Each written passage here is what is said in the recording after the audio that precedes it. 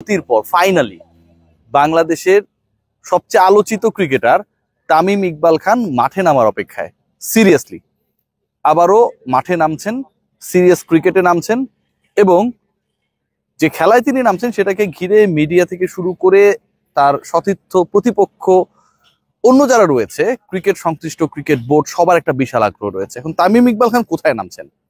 শুধু তামিম ইকবাল খান না, Mushfiqur রহিমও just one day সিরিজটা শেষ করেই মাঠে নামার অপেক্ষায়।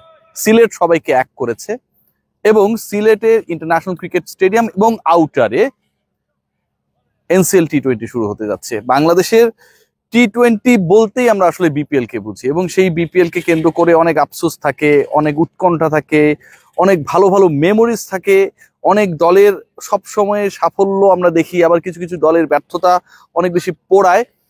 সেই একটা সিচুয়েশন যেখানটায় আবার অনেক ক্রিকেটার সুযোগ পান না, যাদের সুযোগ পাওয়া উচিত সেই ক্রিকেটারদের জন্য আসলে অনেক ধরনের হাহাকার থাকে। কিন্তু এনসিএল টি-20 ultimately is going to make a chance for all the cricketers যারা মোস্টলি বাংলাদেশের টপ সার্কিটে খেলেন, যাদের সংখ্যাটা 130+।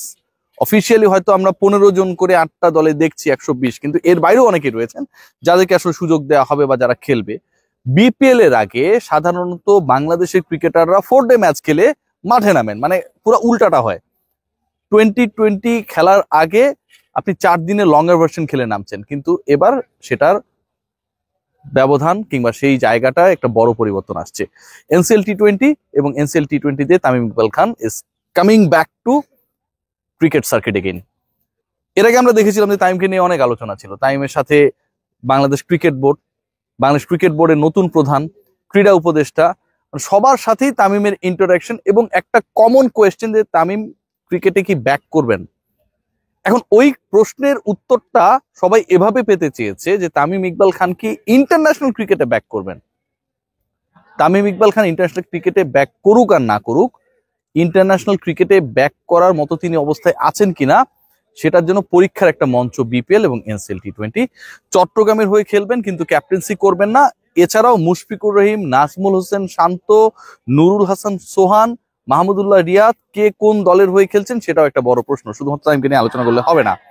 এই যে ক্রিকেটারদের আমি নাম বললাম, Nurul Hasan Sohan is a very important cricketer, এবং যতটুকু আমরা জানি, যেহেতু সোহান আপনারা সবাই জানেন যে হি ওয়াজ দ্য ক্যাপ্টেন, যেটাতে হচ্ছে সুপার লিগে বাংলাদেশের রংপুর রাইডার্স জিতেছে, চ্যাম্পিয়ন হয়েছে। বাংলাদেশের ক্রিকেট ইতিহাসে একটা নতুন মাইলস্টোন সেট করেছে রংপুর রাইডার্স, যেখানটায় তাদের 11 হচ্ছিল না। Bangladesh cricket board, Rangpur Riders উভয় পক্ষের একটা দারুণ বোঝাপড়া, শেষ মুহূর্তের গুড টাইমিং বাংলাদেশকে গ্লোবাল সুপার লিগের শিরোপা এনে দিয়েছে। সেখানটায় তিনি লিড করেছেন, তিনি আসছেন।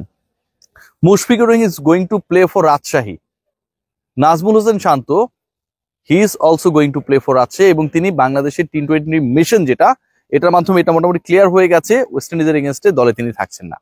তাহলে ওখানটায় ক্যাপ্টেনকে, সেটা নিয়ে আমি একটা অন্য কন্টেন্ট করবো, নিশ্চয়ই আপনারা সেটা দেখবেন।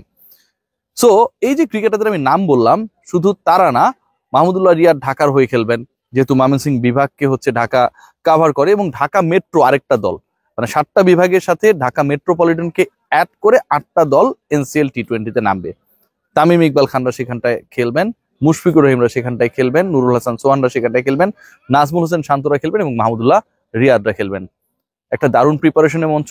বাংলাদেশের টপ ক্রিকেটার যারা, সবার পদচারণায় মুখরিত হবে সিলেট ইন্টারন্যাশনাল ক্রিকেট স্টেডিয়াম। আপনারা দেখছেন মোটামুটি আয়োজন এখানটায় চলছে।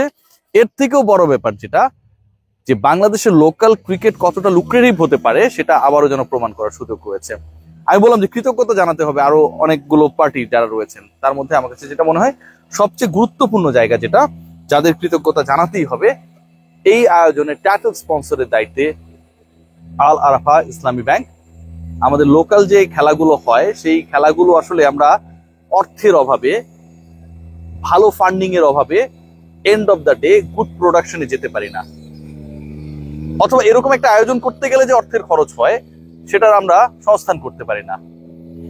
দারুণ একটা উদ্যোগে সঙ্গী হয়েছে এই ব্যাংক। আমরা হয়তো স্পন্সরশিপকে স্পন্সরশিপ হিসেবে দেখি, কিন্তু এন্ড অফ দ্য ডে সেই স্পন্সরশিপ বাংলাদেশের 150 লোকাল ক্রিকেটারকে বিপিএল এর আগে টি-20 খেলার সুযোগ করে দিচ্ছে। নিশ্চয়ই অসাধারণ।